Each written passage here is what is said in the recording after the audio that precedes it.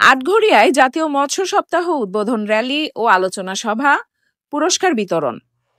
আটঘরিয়া পাবনা প্রতিনিধির পাঠানো তথ্যচিত্রে বিস্তারিত দেখুন।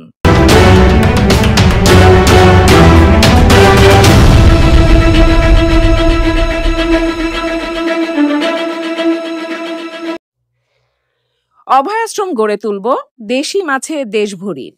এই স্লোগানকে সামনে রেখে পাবনার আটঘরিয়া উপজেলায় জাতীয় মৎস্য সপ্তাহ 2025 শুভ উদ্বোধন, আলোচনা সভা ও পুরস্কার বিতরণ অনুষ্ঠিত হয়েছে।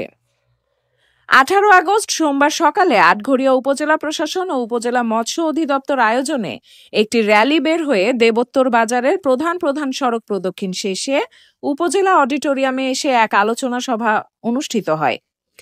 এ সময় প্রধান অতিথির বক্তব্য রাখেন আটঘরিয়া উপজেলা নির্বাহী কর্মকর্তা ইউএনও মিনহাজুল ইসলাম।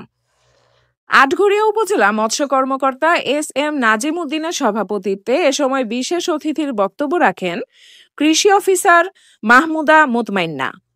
অনুষ্ঠান সঞ্চালনায় ছিলেন উপজেলা যুব উন্নয়ন কর্মকর্তা আব্দুল হালিম।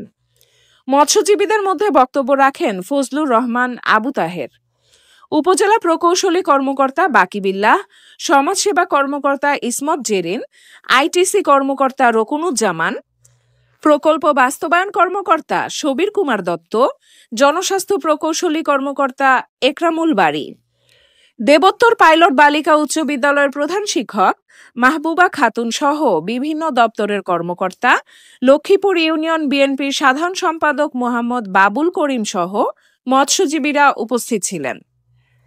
উপজেলা মৎস্য কর্মকর্তা এস.এম. নাজিম উদ্দিন জানান, আটঘরিয়া উপজেলায় বিভিন্ন ক্যাটাগরিতে 3 জনকে সম্মাননা স্মারক প্রদান করা হয়েছে।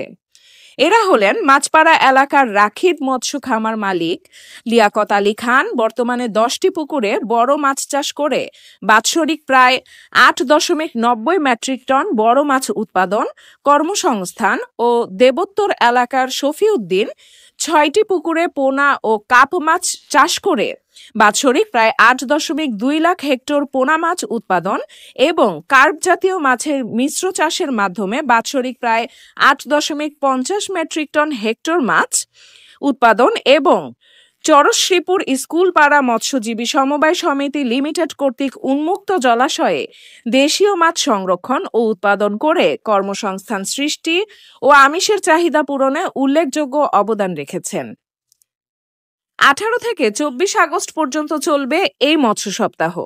পরিশেষে উপজেলা চত্বর পুকুরে পোনা মাছ অবমুক্ত করা হয়।